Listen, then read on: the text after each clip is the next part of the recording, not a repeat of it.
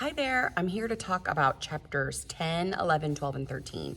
And it's interesting because today is actually audition day for me, so these chapters were super relevant. First, I want to talk about the prompt book. I love Catrone's idea of the prompt book is your toolbox, and you have to have like all these elements in your toolbox.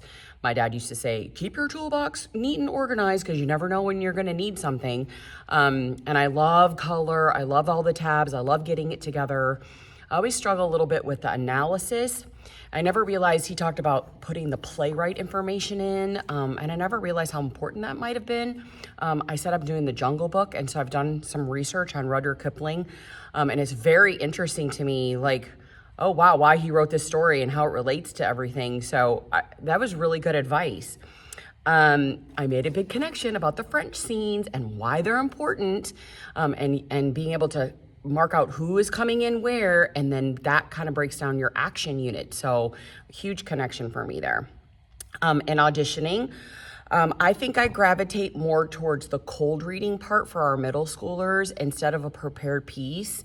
I let the kids have a digital copy ahead of time so they can prepare themselves. But I do like the idea of maybe like when we do one act, maybe having my middle schoolers try to do a prepared piece so then I can kind of, okay, let me do a callback with just those kids who I feel might be good. So I might try something like that in next semester with them. Let's see, what else you talk about auditioning.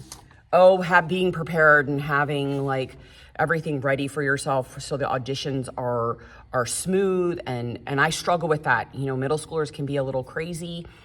This time I organized myself with a Google sheet and put all the kids on the Google sheet, and then wrote down groups for things, so who comes in. And so we're gonna try a little different technique to see maybe if it'll be smoother and much more efficient. But that's today after school. I'm very excited. The next chapter was about casting, and I really struggle with that. So like I'll cast this show tomorrow, and my co-director and I will sit down and go over everything. And so I really worry, I think as a director, I think it's a worry of every director. Did I put the right person in the right role? And I think sometimes we struggle with that.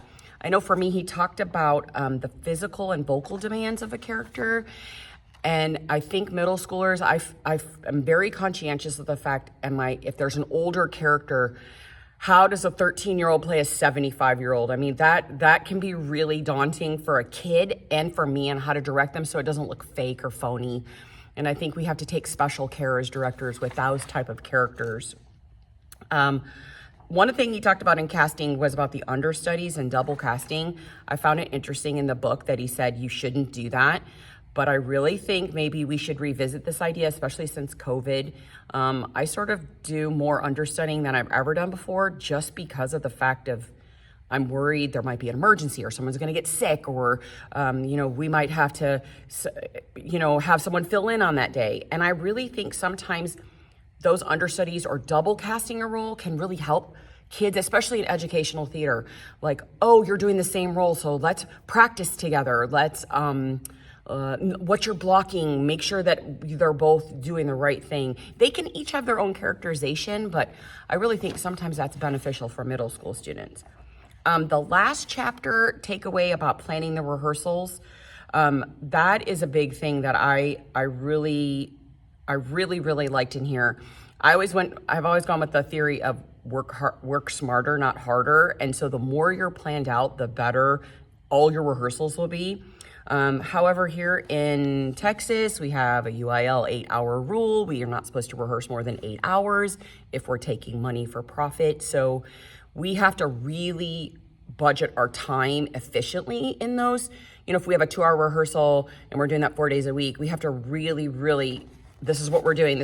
And I like how he laid out those things in there. The other thing is I was really bad at using creative warm-ups in my rehearsals. And so I just started kind of instituting that last year, and I'm going to do a lot more of it, because I really feel like getting those kids motivated at the beginning of the rehearsal will bring out more character and cooperation with them.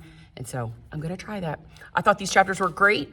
I'll let y'all know how the auditions go. All right, have a good week.